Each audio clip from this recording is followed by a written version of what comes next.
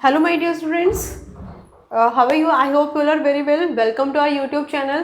Yes बेटा, last class में हम पढ़ रहे थे, चैप्टर कर रहे हैं माइक्रो ऑर्गेनिज्म फ्रेंड एंड फो, जिसमें हमने डिस्कस किया था about micro organism and there types की, उनके अलग अलग टाइप्स क्या थे। आज हम जो टॉपिक करेंगे that is useful micro organisms. के जो माइक्रो ऑर्गेनिजम्स हैं उनके वो हमारे लिए किस तरीके से यूजफुल है। ठीक है, लास्ट क्लास में मैं आपके साथ डिस्कस कर रही थी कि जो कुछ माइक्रो ऑर्गेनिज्म है वो हमारे लिए यूजफुल भी हैं, हार्मफुल भी हैं। तो सबसे पहले हम उनके जो बेनिफिट्स हैं, उनसे हमें जो जो बेनिफिट्स हमें मिलते हैं उनकी बात करेंगे। फर्स्ट है यहाँ पर making curd. One by one सबको एक्सप्लेन करते हुए चलेंगे। देखिए बेटा, लैक्टोबैसिलस नाम का एक बैक्टीरिया होता है जो हमें हेल्प करता है in formation of curd from milk को कर्ड में कन्वर्ट करने में हेल्प जो करता है ना, दैट इज लैक्टोबैसिलस बैक्टीरिया। जो आप वन बाउल जो अपना कर्ड आप ईट करते हो ना बड़े चाव से, उसके अंदर मिलियंस ट्रिलियंस ऑफ बहुत ही यहाँ पर छोटे छोटे माइक्रो ऑर्गेनिज्म प्रेजेंट होते हैं कि अगर एक बार माइक्रोस्कोप से आपने देख लिया ना, उसमें इतने ढेरों बैक्टीरिया आपको घूमते फिरते हुए नजर आएंगे कि नेक्स्ट टाइम देखने के बाद खाने का मन नहीं करेगा। तो ना देखे तो ही ज़्यादा अच्छा है। तो कौन सी बैक्टीरिया होती है? लैक्टोबैसिलस बैक्टीरिया हमारे लिए बेनिफिशियल होते हैं, हमें कोई भी इनसे नुकसान नहीं होता। कर्ड खाने से क्या क्या फ़ायदे होते हैं आपको पता ही है। ठीक है, तो ये जो मिल्क के अंदर जब हम इसको डालते हैं और जैसे इनको फेवरेबल कंडीशंस मिलती हैं तो ये मिल्क को कन्वर्ट कर देते हैं किसके अंदर? कर्ड के अंदर, दही के अंदर। तो कौन से बैक्टीरिया है? Lactobacillus bacteria. ये आपको पता होना चाहिए। आपसे वन वर्ड में क्वेश्चन कर लेते हैं कि name the bacteria which convert milk into curd, तो आपका जो आंसर होगा दैट इज लैक्टोबैसिलस बैक्टीरिया। अब इनके लिए फेवरेबल कंडीशन कैसे होती हैं? आपने देखा होगा घर में मम्मा को कर्ड बनाने के लिए वो क्या करते हैं? मिल्क को ल्यूक वार्म करते हैं, गुनगुना सा, यानी कि हल्का गर्म करने के बाद उसमें 1 स्पून और हाफ स्पून उसके अंदर कर्ड डाल दिया जाता है, यानी क्वांटिटी देखी जाती है भाई कितना मिल्क आप यूज़ कर रहे हो। ठीक है, और जैसे ही वो ल्यूकवार्म जो कंडीशन होती है इन माइक्रो ऑर्गेनिज्म के लिए फेवरेबल कंडीशंस होती हैं, बहुत अच्छी कंडीशन होती है। यानी कि रेनी सीजन में आपने देखा होता है ना, थोड़ी सी ह्यूमिडिटी भी होती है, हल्की सी गर्माहट भी होती है। आपका जो टेम्परेचर होता है एटमॉस्फेयर में आप फील करते हो, हल्की सी गर्मी और ह्यूमिडिटी दोनों का कॉम्बिनेशन होता है। ऐसी जो कंडीशन होती है ना, वो माइक्रो ऑर्गेनिजम्स के लिए बहुत अच्छी होती है, जिसमें बहुत अच्छे से वो ग्रो कर पाते हैं। तो जैसे ही ल्यूकवार्म मिल्क के अंदर हम डालते हैं लैक्टोबैसिलस बैक्टीरिया, यानी कि आप स्मॉल कर्ड डाल रहे हो, यानी कि उसके अंदर बहुत सारे बैक्टीरिया हैं, फेवरेबल कंडीशन के अंदर मल्टीप्लाई करना स्टार्ट करेंगे। और जैसे ही मल्टीप्लाई करना स्टार्ट करेंगे मिल्क को कन्वर्ट करते जाएंगे किसमें? कर्ड के अंदर। तो ये इनका एक बेनिफिट हो गया है। सेकेंड यहाँ पर हमारे पास जो आता है,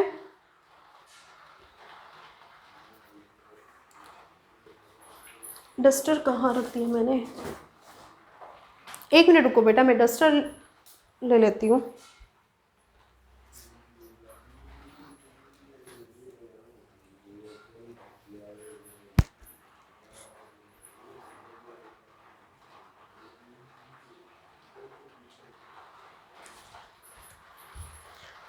ये सेकेंड है हमारे पास मेकिंग ब्रेड। ब्रेड मेक करने के लिए ईस्ट को यूज किया जाता है। ईस्ट क्या होते हैं? Yeast are its a type of fungi में हम इसे काउंट करेंगे, और आप इसे सिंपली बोल सकते हो यूनिसेलुलर माइक्रो ऑर्गेनिजम्स होते हैं जिन्हें यूज़ किया जाता है ब्रेड फॉर्म करने के लिए। ठीक है, ब्रेड हो गया, आप ब्रेड यूज़ करते हो, केक आप खाते हो, पेस्ट्रीज़ हैं, या भटूरे बनाने हैं, या कोई भी ऐसी जो चीज़ें होती हैं ना, उसमें ईस्ट पाउडर को डाला जाता है। आपने घर में मम्मा को भी देखा होगा कि जब वो भटूरे के लिए या ब्रेड बनाने के लिए जब वो डो वहाँ पे अपना बैटर जब तैयार कर रहे होते हैं ना, उसके अंदर कुछ पाउडर मिक्स कर देते हैं।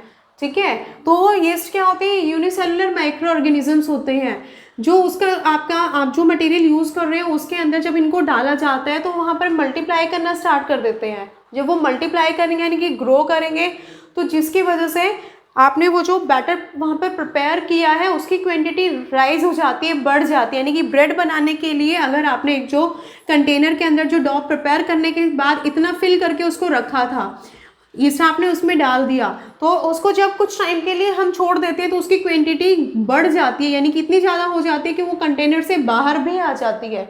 ठीक है, अब जब उसका आपके डॉ का जब साइज़ यहाँ पर बढ़ रहा है, कैसे बढ़ रहा है, क्यों, क्योंकि जब वो ग्रो करते हैं तो उसमें अब वो रेस्पायर करेंगे, तो रेस्पायर करते हैं तो इनके बीच में जो एयर गैप्स आ जाते हैं जो इनके साइज़ को बढ़ा देते हैं, जिसकी वजह से ये फ्लफ़ी सॉफ्ट भी बन जाते हैं।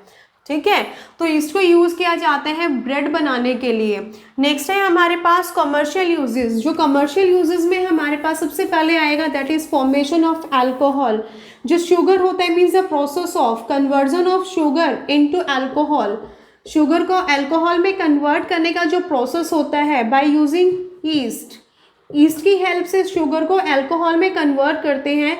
इसी प्रोसेस को हम क्या बोल देते हैं, फर्मेंटेशन। अब जो फर्मेंटेशन सबसे पहले किसने किया था, तो लुईस पास्चर। लुईस पास्चर ये फर्स्ट ऐसे पर्सन थे जिन्होंने शुगर को अल्कोहल में कन्वर्ट करवाया था बाय यूजिंग यीस्ट, और इसी प्रोसेस को हम क्या बोल देते हैं, फर्मेंटेशन बोलते हैं। आप लिख सकते हैं definition means the process of conversion of sugar, the process of conversion of sugar into alcohol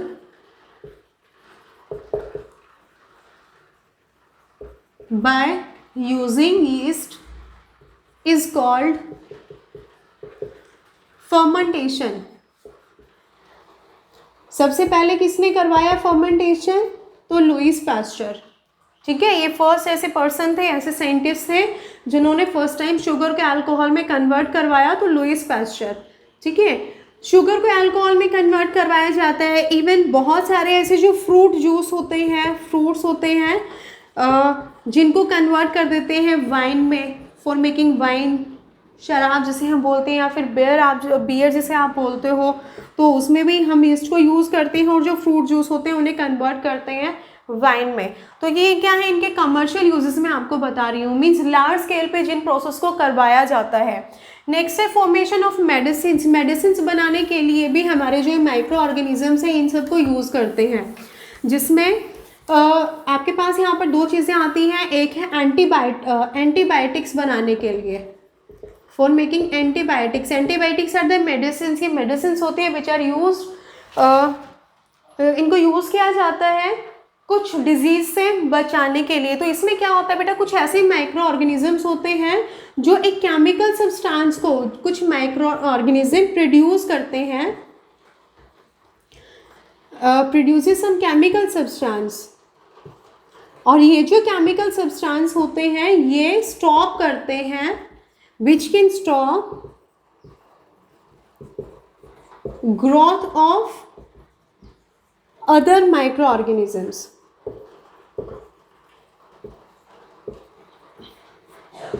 micro organisms, तो एंटीबायोटिक्स क्या होंगे, antibiotics are the chemical substance which are produce by micro organisms. ये माइक्रो ऑर्गेनिज्म एक chemical substance को produce करते हैं, और ये जो केमिकल सब्सटेंस होता है ये हेल्प करता है किस में, कुछ जो दूसरे माइक्रो ऑर्गेनिज्म हैं उनकी ग्रोथ को स्टॉप करने के लिए। ठीक है, क्योंकि देखिए बहुत सारे ऐसे माइक्रो ऑर्गेनिजम्स जो होते हैं जो डिजीज़ को कॉज करते हैं। तो जो डिजीज़ कॉजिंग एक टर्म और आप यहाँ से करेंगे दैट इज पैथोजेंस। जो आपके डिजीज़ कॉजिंग माइक्रो ऑर्गेनिजम्स, जो डिजीज़ कॉजिंग माइक्रो ऑर्गेनिजम्स होते हैं उनके लिए एक वर्ड यूज़ करते हैं that is pathogens. Important points मैं आपको करवा रही हूँ, आपको राइट डाउन कर लेने चाहिए। तो पैथोजेंस बोला जाता है वो माइक्रो ऑर्गेनिज्म जो डिजीज़ को कॉज करते हैं। ठीक है, तो ये जो डिजीज़ कॉजिंग माइक्रो ऑर्गेनिज्म है ना, इन्हीं की ग्रोथ को रोकना है। हमारी बॉडी के अंदर कोई भी disease causing micro organism enter कर गया जो डिजीज़ कॉज कर रहा है, तो ये जब हम एंटीबायोटिक्स ले लेते हैं वो क्या करेंगे, वो उनकी ग्रोथ को वहीं पे स्टॉप कर देंगे, जिससे वो हमें डिजीज़ से बचाएंगे, बीमारी से बचाएंगे। अब डिजीज़ क्या होती है, when you are not feeling comfortable. अभी आप पहले ये देख लीजिए, तो एंटीबायोटिक्स बनाने के लिए भी माइक्रो ऑर्गेनिजम्स को यूज़ किया जाता है। कुछ जैसे जो यहाँ पर एंटीबायोटिक्स हैं, एग्जाम्पल्स यहाँ पर हो जाएंगे आपके penicillin. Penicillin was the first antibiotic, ये फर्स्ट एंटीबायोटिक थी which was discovered by Alexander Fleming. Alexander Fleming. Alexander Fleming ने ये फर्स्ट पेनिसिलिन बनाई, फर्स्ट एक एंटीबायोटिक प्रिपेयर की थी जिसको नाम दिए पेनिसिलिन से। और किससे बनाया गया था? पेनिसिलियम माइक्रो ऑर्गेनिज्म से। ठीक है, तो ये है हमारे पास एंटीबायोटिक्स। देखिए जो एंटीबायोटिक्स है इनको लेने के लिए कुछ इंस्ट्रक्शंस होती है जिनको फॉलो करना चाहिए। एक तो अगर आपको प्रॉपर कोई एक अच्छे से डॉक्टर से जिनसे आप ट्रीटमेंट करवा रहे हो, अगर वो आपको सजेस्ट कर रहे हैं एंटीबायोटिक्स लेने के लिए, तो ही हमें एंटीबायोटिक्स लेनी चाहिए। ठीक है, कितने डेज के लिए है, एक पर्टिकुलर वो टाइम ड्यूरेशन आपको देते हैं, आपको सलाह देते हैं कि आपको ट्वाइस अ डे लेना है या सिंगल डे एक ही बार लेना है।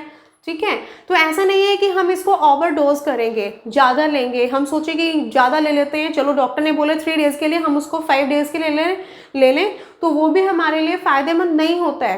क्यों? क्योंकि उससे हो सकता है कि जब हमें रिक्वायरमेंट नहीं है और हम एंटीबायोटिक्स ले रहे हैं तो वो ऐसे माइक्रो ऑर्गेनिज्म को किल करना स्टार्ट कर दे जो हमारे लिए बेनिफिशियल थे। ठीक है, तो जितना डोज डॉक्टर आपको प्रेफर करते हैं उतना ही हमें एंटीबायोटिक्स को यूज़ करना चाहिए। प्रॉपर जैसे जो इंस्ट्रक्शंस आपको दी जा रही हैं उनको फॉलो करते हुए ही यूज़ करना चाहिए। ठीक है, तो ये है एंटीबायोटिक्स। दूसरा जो हमारे पास होते हैं दैट इज़ वैक्सीन्स। वैक्सीन्स बनाने के लिए भी माइक्रो ऑर्गेनिज्म को यूज़ किया जाता है। वैक्सीन के अंदर क्या होता है, कुछ वीकेंड, अब हम बात करेंगे अबाउट वैक्सीन्स।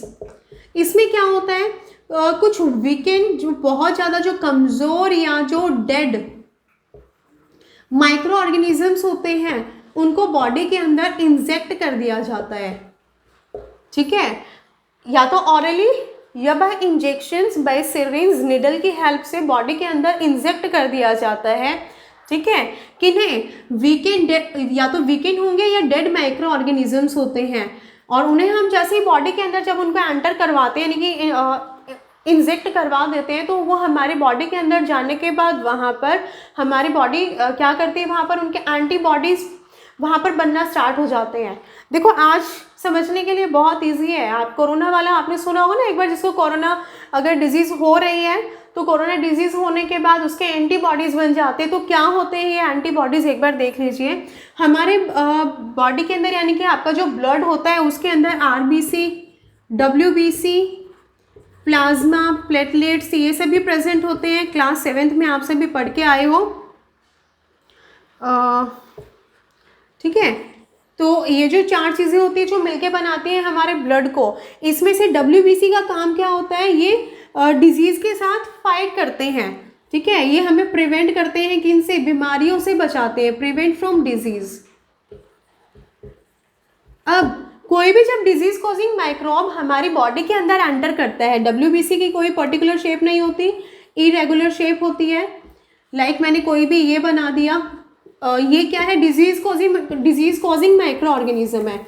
जैसे ही हमारी बॉडी के अंदर एंटर करेगा, हमारे जो डब्ल्यूबीसी है, मैं डब्ल्यू इसके ऊपर मेंशन कर देती हूँ, ये ट्राई करते हैं उसको आइडेंटिफाई करने के लिए कि क्या ये हमारे लिए जाना पहचाना है, नॉन है या अननोन है।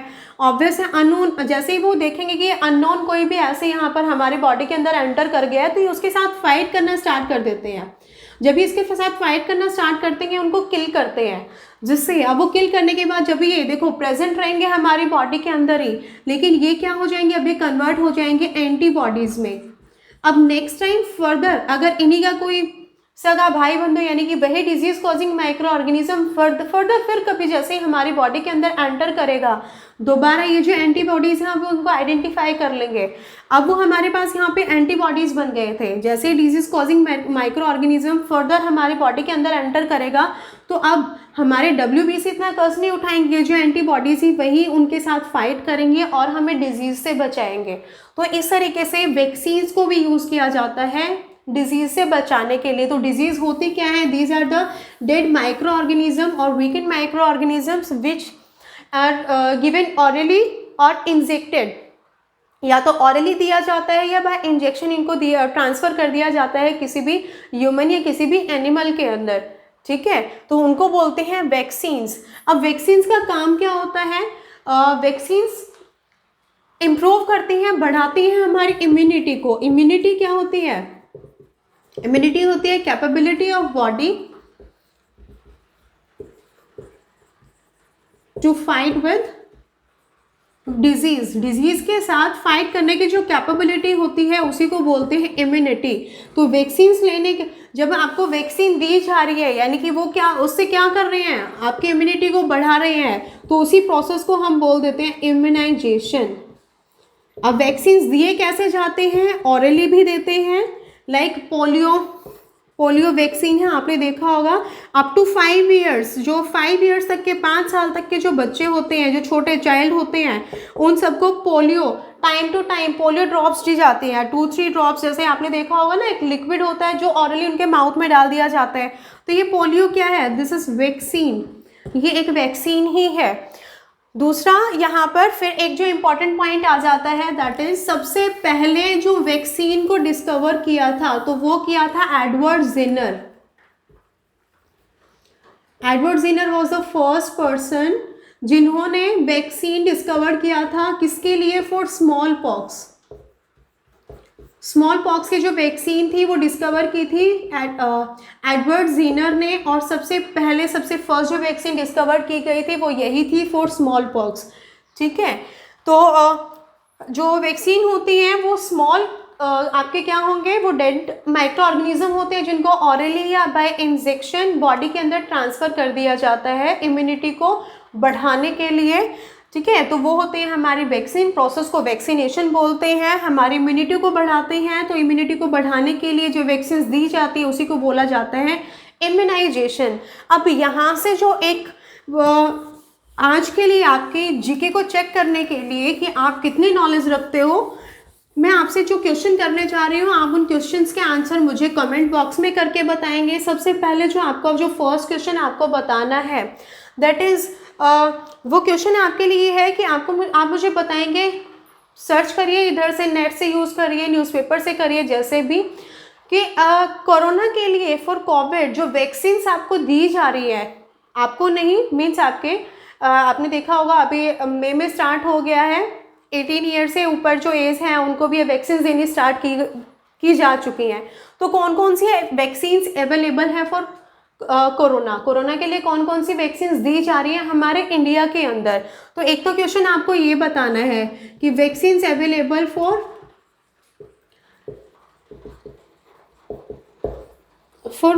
कोविड से बचाने के लिए जो वैक्सीन दी जा रही है, यानी कि बचाने के लिए मीन्स हमारी इम्यूनिटी को बढ़ाने के लिए। ठीक है, और सेकेंड जो आप क्वेश्चन बताएंगे, that is who discovered first vaccine for this Covid.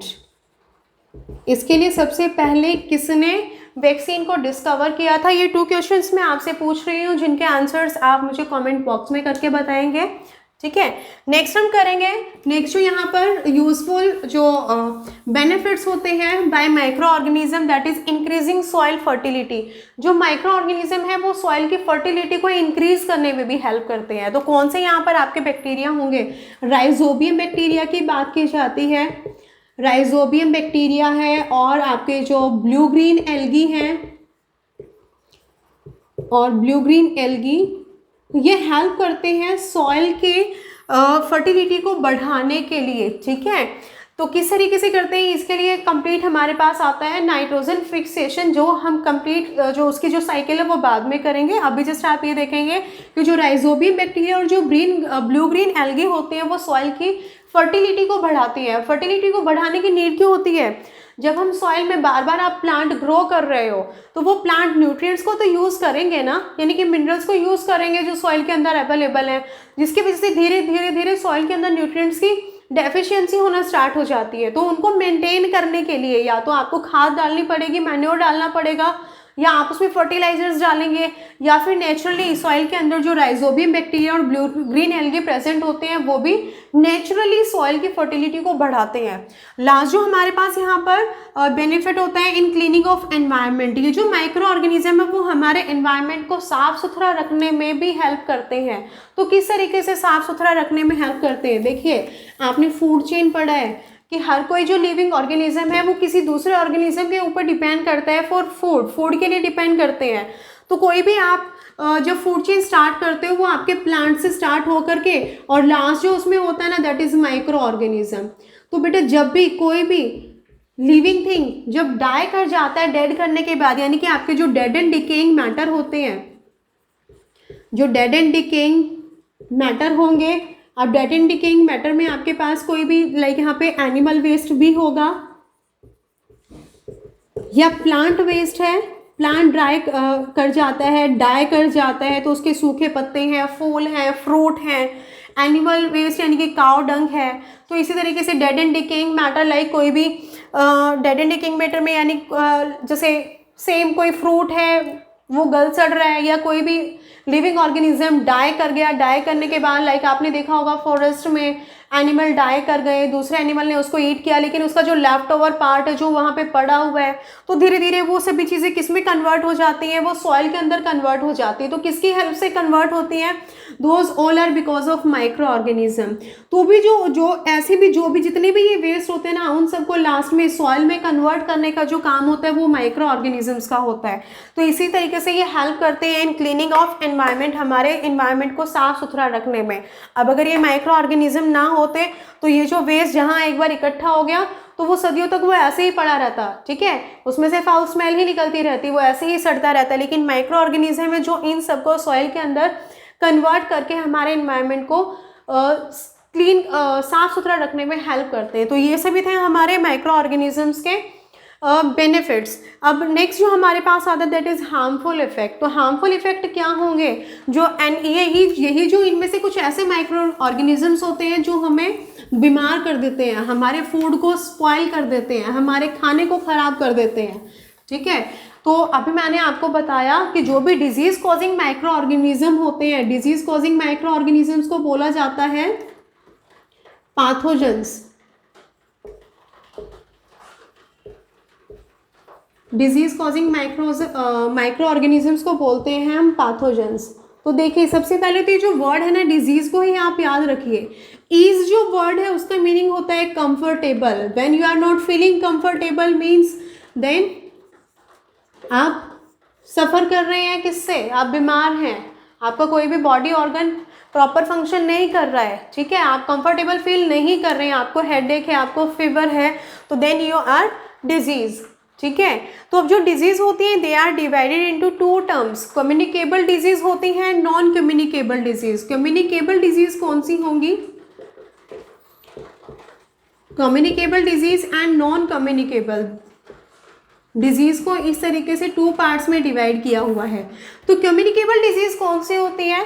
जब कोई भी डिजीज किसी भी अनहेल्दी पर्सन से किसी हेल्दी पर्सन में ट्रांसफ़र हो सकती है। अगर कोई ऐसी डिजीज है जो किसी भी अनहेल्दी पर्सन से, कोई पर्सन है जिसको डिजीज है तो अनहेल्दी पर्सन से ट्रांसफ़र हो जाती है किसी भी हेल्दी पर्सन में, तो उस डिजीज़ को हम बोलते हैं कम्युनिकेबल डिजीज़। जैसे इसमें जो एग्जाम्पल आपके पास हो जाएंगे, ट्यूबरकुलोसिस है, टीबी जिसको बोल देते हैं, या कॉमन कोल्ड हो गया, कफ है, ठीक है। तो ये सभी किस में आ जाएंगे? These all are communicable disease, ठीक है। अब ये एक पर्सन से किसी दूसरे पर्सन में जब ट्रांसफ़र होंगे तो जिनकी वजह से ट्रांसफ़र होते हैं, यानी कि कोई ना कोई तो ऐसा होगा ना जो उस डिजीज़ कॉज करने वाले माइक्रो ऑर्गेनिज्म से को एक पर्सन से किसी दूसरे पर्सन में पहुंचाएगा। तो वो जो कैरी करके लेके जाते हैं उन्हीं को बोलते हैं कैरियर्स, ठीक है। कैरियर्स किन्हें बोला जाएगा? जो डिजीज़ को एक पर्सन अनहेल्दी पर्सन से हेल्दी पर्सन में ट्रांसफ़र करते हैं। अब जो कैरियर्स है वो अलग अलग कोई भी हो सकते हैं, कोई भी एनिमल भी हो सकता है, कोई ह्यूमन बींग्स एनिमल हो गए हैं, या आपके मॉस्किटो हो हैं, हाउस फ्लाई हैं, तो दीज ऑल आर कैरियर्स। वो होंगे कैरियर जो कैरी करके लेके जाते हैं डिजीज कॉजिंग माइक्रो ऑर्गेनिज्म को किसी भी अनहेल्दी पर्सन से हेल्दी पर्सन तक, ठीक है। नॉन कम्युनिकेबल डिजीज कौन सी होती हैं? जो ट्रांसफ़र नहीं होती, जो किसी भी मतलब जो लाइक किसी को बीपी की प्रॉब्लम है, शुगर की प्रॉब्लम है, तो वो जो डिजीज़ है वो नॉन कम्युनिकेबल है, ठीक है, वो स्प्रेड नहीं होती, ठीक है। तो कम्युनिकेबल डिजीज़ कौन सी होंगी? जो ट्रांसफ़र हो जाती किसी भी अनहेल्दी पर्सन से किसी भी हेल्दी पर्सन में। एग्जाम्पल हमारे यहाँ पे ट्यूबरकुलोसिस हो गया, कोल्ड हो गया, कफ हो गया। तो जब आप स्नीजिंग करते हो तो जब हम स्नीजिंग करते हैं तो उसमें क्या होता है, हमारे नोज या माउथ से जो ड्रॉपलेट्स बाहर आती हैं, तो जो भी नियर बाय कोई पर्सन होगा तो एयर की हेल्प से वो ड्रॉपलेट्स अगर उसके ऊपर फॉल हो जाती है, गिर जाती हैं, तो जब वो माइक्रोब्स यानी कि पैथोजेंस अगर सांस लेते हुए या फूड के ऊपर गिर गई है, वो फूड खाने की वजह से जब वो अगर बॉडी के अंदर चले जाएंगे तो वो उसको भी डिजीज़ कॉज करेंगे। ठीक है, तो इस तरीके से ये हमारे पास जो डिजीज़ है उसको डिवाइड किया गया है 2 टर्म्स में। और भी काफ़ी रीज़न होते हैं जो डिजीज़ को यानी कि डिजीज़ को ट्रांसफ़र करने में हेल्प करते हैं। लाइक इसमें स्किन टू स्किन कांटेक्ट भी हो सकता है, डायरेक्ट कांटेक्ट की वजह से भी डिजीज़ स्प्रेड हो सकती है। लाइक जैसे जो फंगल इन्फेक्शन होते हैं यानी कि स्किन एलर्जीज़ वगैरह होती है, तो वो डायरेक्ट कांटेक्ट की वजह से भी स्प्रेड होती है। या हो सकता है बाय यूजिंग इन्फेक्टेड नीडल यानी कि कोई भी अनहेल्दी पर्सन था, उसको इंजेक्ट किया, सेम उसी नीडल को किसी हेल्दी पर्सन के लिए यूज़ कर दिया, तो इससे क्या होगा, जब वो जो नीडल को यूज़ किया गया यानी कि वो भी इन्फेक्टेड हो गई है, उसके साथ जो वो माइक्रो ऑर्गेनिज्म वहाँ पर उसके साथ जब स्टिक हो जाएंगे और हेल्दी पर्सन को उसी नीडल से फिर इंजेक्ट किया जाएगा, तो इससे वो दूसरे की बॉडी के अंदर भी ट्रांसफ़र हो जाते हैं।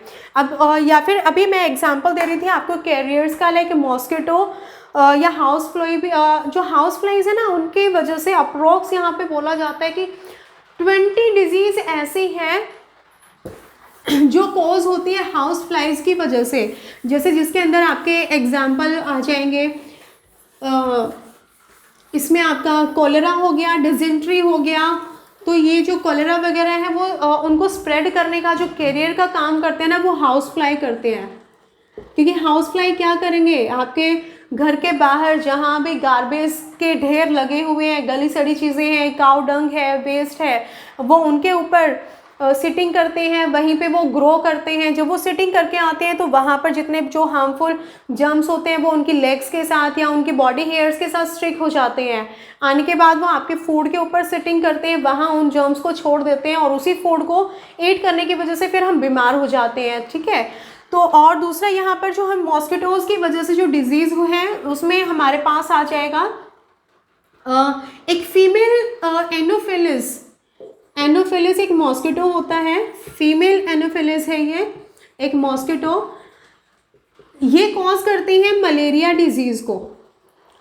अब मलेरिया डिजीज़ होती किसकी, देखिए डायरेक्ट इनकी वजह से, मॉस्किटो की वजह से वो डिजीज़ नहीं हो रही है, लेकिन ये जो मॉस्किटो है ये कैरियर का काम करते हैं। प्लाज्मोडियम नाम का एक प्रोटोजोआ होता है, प्लाज्मोडियम नाम का एक प्रोटोजोआ है। लाइक कोई भी इन्फेक्टेड पर्सन है, इस इन्फेक्टेड पर्सन को ये जो फीमेल एनोफिलिस है, ये उस इन्फेक्टेड पर्सन को के ऊपर सिटिंग किया और उसकी बॉडी से ब्लड को सक करना स्टार्ट किया। जब वो ब्लड को सक करना स्टार्ट किया, तो जब ये यहाँ से इन्फेक्टेड पर्सन का ब्लड सक करते हैं तो इनके स्टमक के अंदर वो ब्लड जाएगा। जब वो ब्लड यहाँ पे आया तो साथ में उसके अंदर यहाँ पे क्या थे, प्लाज्मोडियम प्रोटोजोआ प्रेजेंट थे। अब वो प्लाज्मोडियम प्रोटोजोआ क्या करेंगे, इसके स्टोमक के अंदर ही वहाँ पर ब्रीड करना स्टार्ट करेंगे, यानी कि ग्रो करना स्टार्ट करेंगे। यानी कि यहाँ पर बहुत सारे जो प्लाज्मोडियम प्रोटोजोआ हैं वो ग्रो कर जाएंगे, रिप्रोड्यूस हो जाएंगे। अब नेक्स्ट टाइम जब ये फीमेल एनोफिलिस जब किसी भी हेल्दी पर्सन को, यानी कि जो इन्फेक्टेड पर्सन नहीं है, जब ये उसको दोबारा से बाइट करने के यानी कि ब्लड सक करने के लिए जाएंगे, तो उसकी वजह से ये जो प्रोटोजोआ है वो उसकी बॉडी के अंदर ट्रांसफ़र हो जाते हैं। ठीक है, तो इस तरीके से यहाँ पर ये जो फीमेल एनोफिलिस मॉस्किटो है, इसने यहाँ पर काम किया कैरियर का। और इसी तरीके से जो कुछ यहाँ पर स्पेसिफिक कैरियर होते हैं जो किसी पर्टिकुलर डिजीज़ के लिए, तो उनको बोला जाता है वेक्टर। ठीक है, जो कैरियर होते हैं किसी भी पर्टिकुलर डिजीज़ के लिए, लाइक फीमेल एनोफिलिस जो मॉस्किटो है वो मलेरिया डिजीज़ के लिए रिस्पॉन्सिबल है, तो ये वेक्टर है। ठीक है, सेम इसी तरीके से ही होते हैं, एक एडिस नाम के भी मॉस्किटो होते हैं जो कॉज करते हैं डेंगी फीवर को, जिसे हम डेंगू भी बोल देते हैं ना। तो ये जो डेंगी फीवर के लिए जो रिस्पॉन्सिबल होते हैं यानी कि वेक्टर का जो काम करते हैं एडिस मॉस्किटो। तो इस तरीके से जो माइक्रो ऑर्गेनिज्म है वो हमें हमारे लिए हार्मफुल भी होते हैं। कौन कौन सी डिजीज़ होती है कोज करते हैं, ये सभी मैं आपके साथ डिस्कस करूंगी कि यानी कि किस तरीके से जो डिजीज़ है लाइक आपके कौन सी डिजीज ऐसे हैं जो बैक्टीरिया की वजह से हो रही है, लाइक यहाँ पे अभी बात की प्लाज्मोडियम प्रोटोजोआ की वजह से हुआ है। लास्ट अभी मैं आपके साथ बात कर रही थी हाउस फ्लाइज, ये बैक्टीरिया की वजह से आपको कौन सी डिजीज होती हैं, न्यूमोनिया है, टाइफाइड है, वो बैक्टीरिया कॉजिंग डिजीज हैं। तो कौन सी डिजीज बैक्टीरिया की वजह से है या वायरस की वजह से हैं, तो उसके लिए मैं आपको एक कंप्लीट टेबल यहाँ पे प्रोवाइड करवा रही हूँ अभी, जिसमें ट्रांसफ़र होने के किस तरीके से जो डिजीज़ है वो ट्रांसफ़र होती है from one person to any another person. ठीक है, तो अभी हम करेंगे इसके बाद नेक्स्ट वही।